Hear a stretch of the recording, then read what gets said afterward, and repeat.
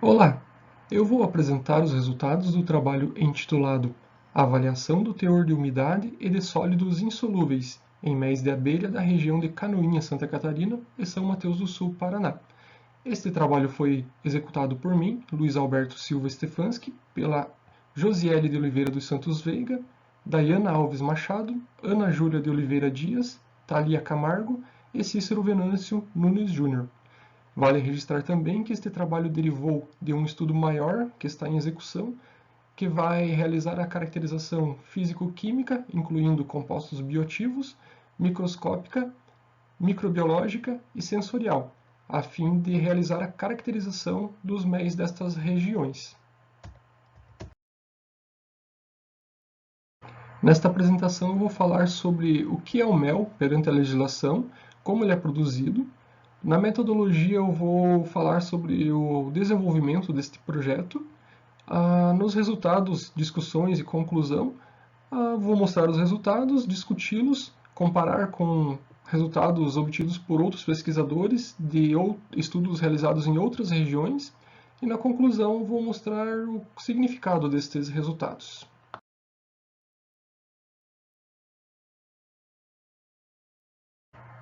Então, de acordo com a Instrução Normativa número 11 de 2000, que estabeleceu o Regulamento Técnico de Identidade e Qualidade deste produto, ele é considerado um alimento, produzido pelas abelhas melíferas a partir do néctar das flores, secreções de partes vivas das plantas ou excreções de insetos que se alimentam de plantas vivas.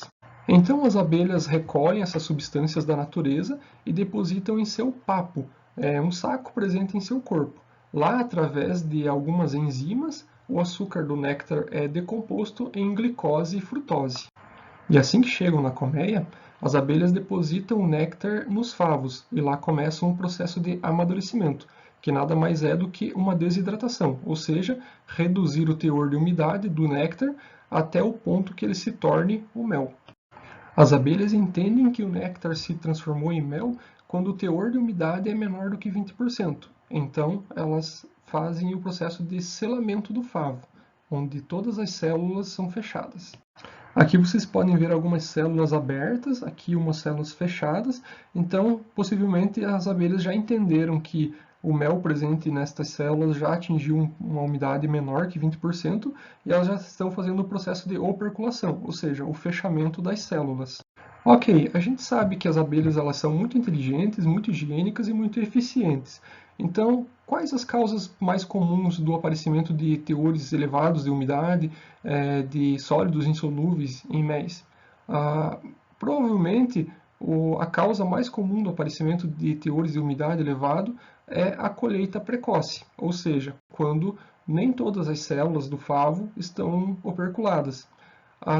Sólidos insolúveis podem aparecer em amostras de mel pela falta de boas práticas de higiene apícola, que podem incorporar substâncias estranhas no mel. E a legislação brasileira ela estabelece um teor máximo de 20% para umidade e de apenas 0,1% para sólidos insolúveis. Com base nisso, o nosso objetivo foi avaliar o teor de umidade e de sólidos insolúveis em méis destinados ao comércio na região de Canoinhas, Santa Catarina e São Mateus do Sul, Paraná.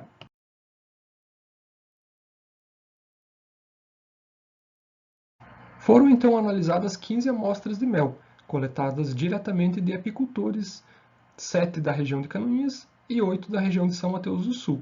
Vale registrar também que na etapa da coleta das amostras houve o auxílio do IDR Paraná e da EPAGRE Santa Catarina.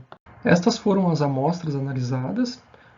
Existe uma grande variedade nas características sensoriais que envolve cor, aroma e sabor, e isso se deve às diferentes floradas e à localização geográfica da colmeia.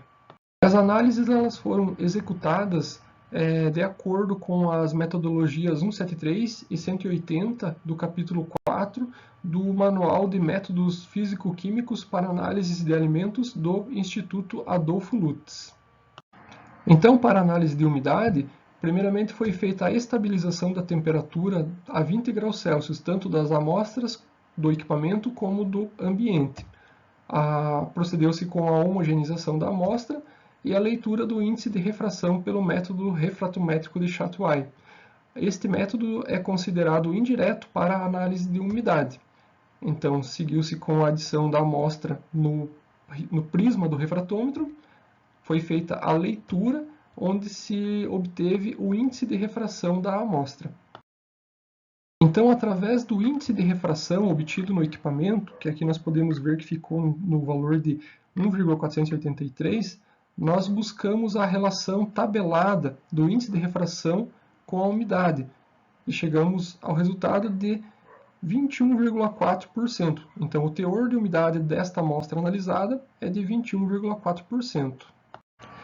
Então, a análise de sólidos insolúveis, ela seguiu-se também pela homogeneização da amostra, posteriormente pela pesagem da amostra em uma balança analítica. Então, 10 gramas foram pesadas em um becker de 100 ml.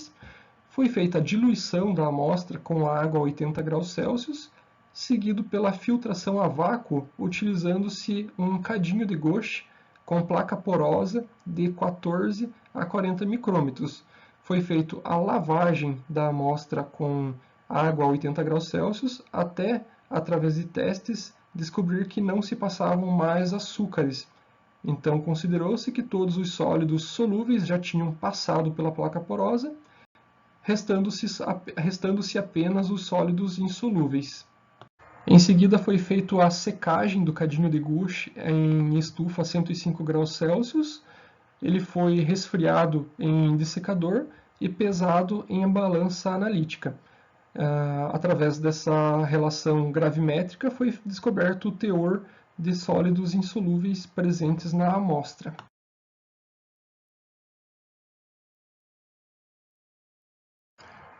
E através dessas análises, chegamos ao resultado de que 20% das amostras apresentaram um teor de umidade maior do que 20%, com uma média de 20,73 desvio padrão de 0,61. Já 80% das amostras apresentaram um teor de umidade médio de 18,45%, dentro do estabelecido pela legislação. Já para sólidos insolúveis, 100% das amostras apresentaram um teor menor do que 0,1%, com média de 0,03%. Outros estudos encontraram valores parecidos. Então, podemos verificar aqui um estudo realizado na região de Prudentópolis, que encontrou 22% das amostras com teores maiores que 20% de umidade. Já em Assis-Chateaubriand, a pesquisa encontrou 20% das amostras com teor a mais do que o estabelecido pela legislação, e na região paulista de Paulo Cuesta, 100% das amostras apresentaram teor de umidade maior do que 20%. Bom, o elevado teor de umidade em um mel pode também elevar a atividade de água, que está diretamente ligada às condições favoráveis para a atividade microbiológica, ou seja, a ação de fungos, bactérias e leveduras, que podem estragar o mel através de processos fermentativos.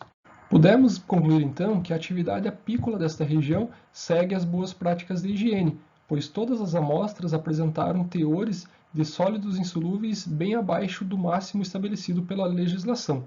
Já no parâmetro umidade, 20% das amostras apresentaram teores elevados, com um teor médio de 20,73%. Uma das hipóteses é de que estes méis tenham sido colhidos precocemente, ou seja, favos onde nem todas as células estavam fechadas, ou seja, as abelhas ainda não tinham feito o processo de operculação, foram colhidos. Existem outras hipóteses também, como processos fermentativos que também aumentam o teor de umidade. Com base nisso, eu deixo como recomendação o estudo que está realizando a caracterização microbiológica destas amostras. Aqui estão as referências utilizadas nesta apresentação. Deixo aqui meu muito obrigado, em especial ao IFSC, através do edital didático-pedagógico número 11 de 2022.